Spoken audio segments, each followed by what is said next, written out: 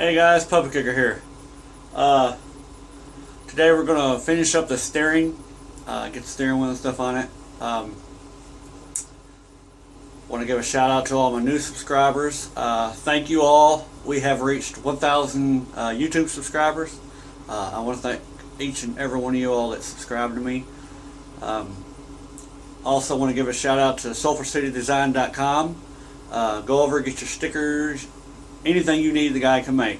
Also go check out Doc Sprocket. He's on SulphurCityDesign.com too. He has a sticker on there and it's pretty neat, I must say. I really like it. But without further ado, let's get back to this build, this racing mower. So again, thank you all to my new subscribers.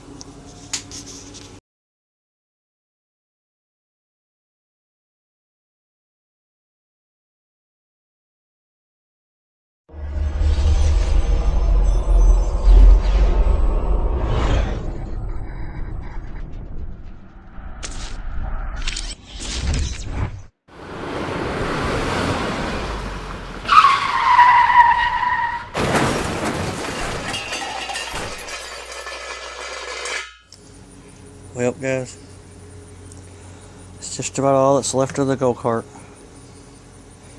I just took the floor pan off because I thought I could use it for my seat pan, but that's not gonna work. But anyhow, let me show you what I got done.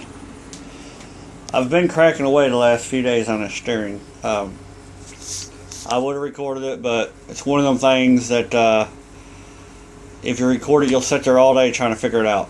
But let me run over what I've done. Then as you can see though, it does steer the right way too. When I turn right, hang on, let me get right here. When I turn right, wheels go right. When I turn left, wheels go left. So I mean, it is steering right. Now let me run you now what I've done. The dash is just sitting on there. I did have to trim it a little bit right here in order for my steering to work. And what I've done is I took some section of the go-kart, or I'm sorry, snowmobile steering, and I cut it, and this is the original steering rod right here. Alright, so I cut this just a length. This will be for my support. Later on I am going to put some grease inserts in these. And then what I took is a 3/4 inch swivel, and then I sacrificed a 5/4 or a 5/8 socket, slid it over some more of my stock steering shaft, and then I built this brace right here to hold my steering still. That way it does not move whenever I turn. As you can see, I've got my gussets there. I've got to clean up my welds a little bit, but this is just to show you all what I've got done. Alright, and then my stock steering shaft runs down into a coupler. I took a bearing off of a mowing deck. It's a good bearing, and I use that because it'll actually help me, steer this thing pretty easy. Alright, and then I'm gonna flip the lawnmower up and I'll come right back and I'll show you what we got done.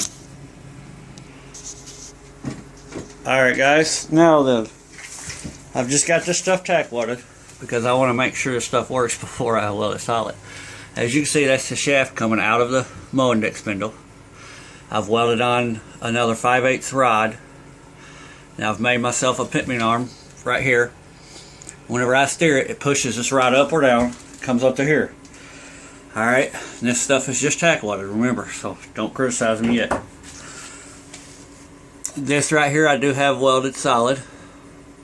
As you can see, get it focused in there.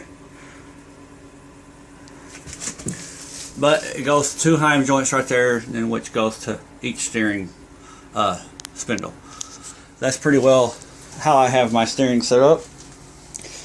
It's working pretty good, so I'm happy with that.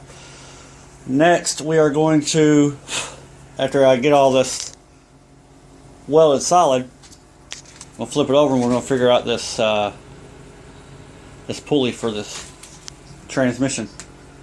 I'd like to have a bigger motor pulley, but for now what I've got is a 6-inch, So later on I want to go to like an 8 or a 9. So, but yeah, guys, that's completement of the steering.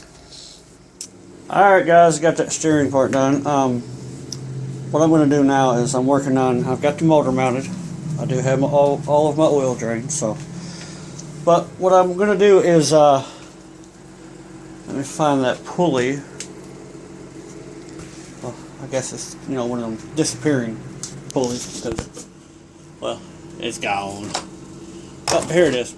Okay, what I was going to do is use that pulley there. It's a 6-inch pulley. But if you notice, I don't have very much sticking out right there. And I need this pulley to basically be right here on the bottom, because it's going to run underneath this to that training pulley. And if you see, whenever I put this on, it's only got like 1/4 of an inch that's grabbing inside of that keyway, that shaft. So I'm making my own. So here's what I've done. I've taken a regular engine pulley, your stock engine pulley. It's got the pulley on the top right there, would be for your drive, and that'd be for your mowing deck, the bottom one. And what I've done, I've cut a section out of it. Alright. Now,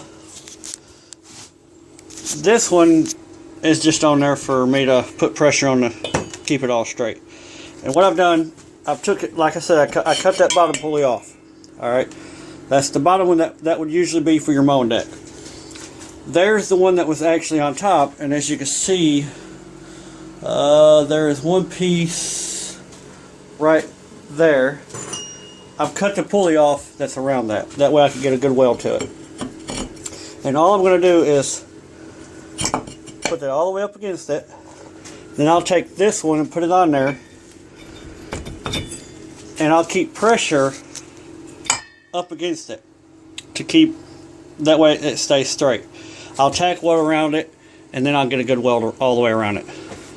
And this, all of this is keyed, so all of that will be up on the shaft, which will help me out. And I'm not really losing size, because that right there pulley is just about, I'm pretty sure that's the same size pulley. So yeah, let's get this done. And also guys, I forgot to mention, I've got a shaft that's keyed 1/4 inch. It came out of a clutch system for a snowmobile. It really helps if you have one of these, as long as it's 1 inch or whatever size the inch that you're trying to make. That way you keep both sections on there, and you know it's going to be straight when you weld it. Alright y'all, as you can see, it is dark out here. You see, I got a little smoke in my shop too. The steering worked perfect. Put the motor on there, and I had one issue. As y'all remember, I showed you the pulley problem, and to be quite honest, I didn't like it. So, changed my steering up. As you can see, I now have over the top steering. So, let me walk you through this. Got a little piece of rod right down there. You can see, yeah, there you go. You see the piece of rod right here, that's steel tubing. Got tack water there for now to the front of the frame. And what I'll do is I'll come down here, and I'll make me a brace goes from here down to there. But this is kind of, I guess, what you would call a bell crank. I've got my little arm. Let me get this ground out of the way. Got my little arm, it comes off. I kept the original piece that I had under the mower the first time in the center. All I done was I took the spindles and wheels off and swapped them around, which put these up front. So I've still got my perfect steering, and it all comes up and it runs straight up to here, and it runs to over the top of the shaft, or over the motor, I'm sorry, steering. And as you can see, let me sit down in this little tight area here. Yeah, the steering wheel is coming straight at me, but it steers a lot easier. I love it. So, can't really complain. Like I said, I love it. But I've still got to get it all, you know, welded up solid. And yeah, then I still got to cover in that seat pan. And I think what I'm going to do with the rear end, I'm going to fill it with grease and gear oil mixture.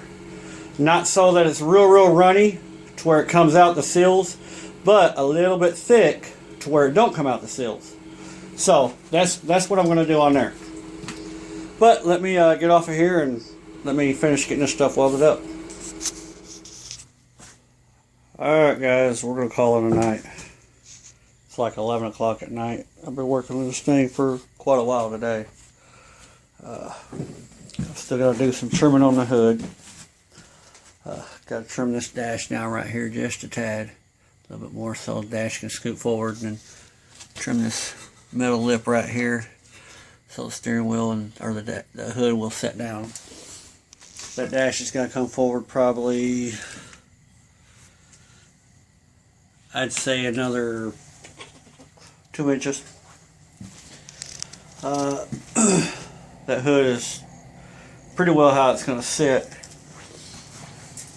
It's extremely, it's really low.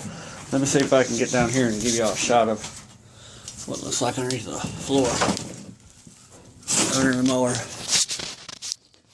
There's the shifter coming down. I've got to cut it, and I'm just going to put the shifter coming out right there. But anyhow, I'll give you a pan. I'll show you. That's how low she's sitting. That's my clutch rod.